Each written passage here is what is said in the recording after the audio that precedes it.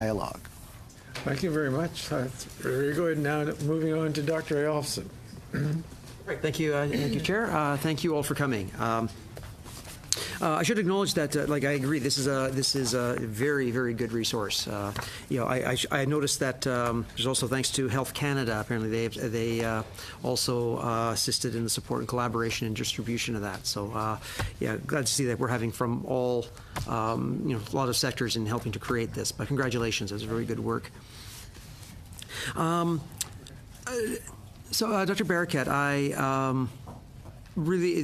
something you said really resonated. We talked about this yesterday with some witnesses, is the fact that you, or rather earlier today, you do have some underlying problems with it. Why are they consuming substances?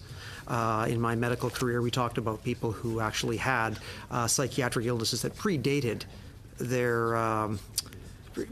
their cannabis use or their drug use and self-medicated. It's analogous to, we used to be told by our mothers, don't sit too close to the TV because you'll need glasses. And then it turned out, why didn't we ask why they were sitting so close to the TV in the first place? So it's one of these things that we need to look at. And you're right, if they're abusing any substance, you need to be looking into why has this been happening? And the drug abuse is only going to make it worse. So but you have to remember to deal with two problems now. What got them there in the first place, as well as the issue. So thank you for helping to underline that. Now that we're, we talked to some colleagues in the States on another committee about this. Whenever we mentioned research regarding cannabis, everyone would look uncomfortable and change the subject because federally, of course, it's still illegal and heavily stigmatized. We need more research, as you said. We need a lot more research. Do you feel that the legalization is going to remove some of this stigma and stimulate more research into the subject, both from an addiction standpoint and its use medically? Yeah, I should hope so. And the research is also going to be in the direction of medical cannabis because, we're flying by the seat of our pants. We know it works. I'm involved in the Quebec Cannabis Registry. And I have 220 patients to whom I prescribe cannabis oil, predominantly CBD, for chronic painful conditions. And to my amazement, these people drop their opiates like stones. Stop taking them. They are far better relieved. So there's a number of different illnesses that are benefited by it, but we don't have the neurobiological research to demonstrate to us what exactly we're doing. So it's a trial and error thing. So yes, and research into, the research, I mentioned a couple of things, this United Kingdom study where they followed 5,000 kids, aged 13 to 18, the National Institute of Drug Abuse that's launched this development of the brain and adolescence study, and all of the other work that Nora Volko at NIDA has done. All of this stuff has to be brought to the fore and told to people. We used to have in the 80s and 90s the TV commercials about smoking that were so enormously successful. The most notable of which was the cigarette that hung like this because of the causing impotence. But people remembered, and the smoking rates are down phenomenally. Well, we need to bombard the public with this kind of thing. Okay, thank you. Yeah. Thank you. Madame Chapadeau, you had talked about how you believe that this should be plain packaging for all cannabis products. You also recommended that it not be advertised in places like bars because you don't want that combination of cannabis and alcohol in the same place. That part of it I agree with completely. We heard some testimony that in regards to branding, that the people who take intoxicants, they have something in common with those who consume alcohol, that there is a sense of, as it were, brand loyalty, because we do know that the different brands of alcohol will have the different labels, and some witnesses thought that if you had plain packaging,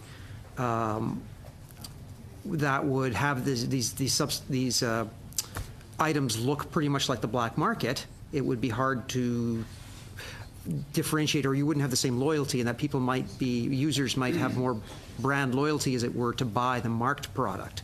How would you respond to that? The whole question of plain packaging is quite controversial within the public health community and the industry.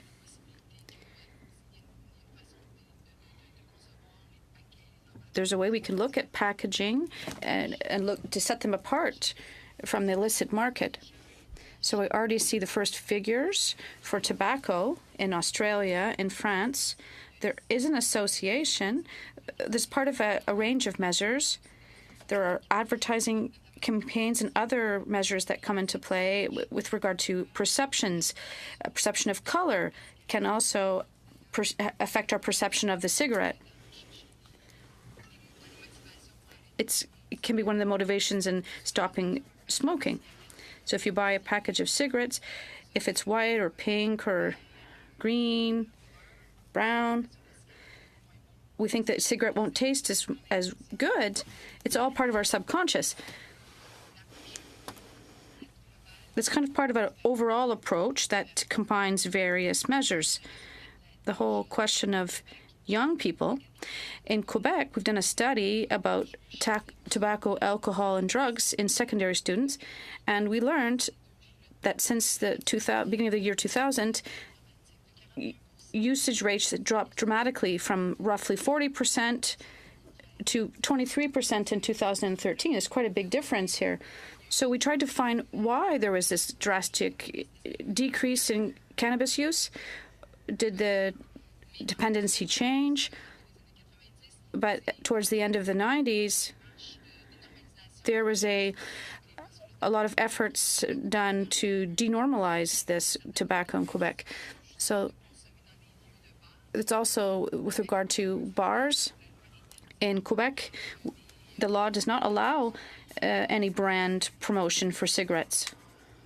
So why would we allow this for cannabis? We have to ask the question. On a completely unrelated note, I'm glad to hear you referencing Australia. We're getting some propaganda from the tobacco industry saying the plain packaging experience in Australia hasn't worked.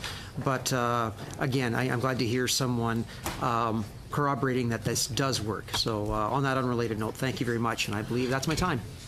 It is.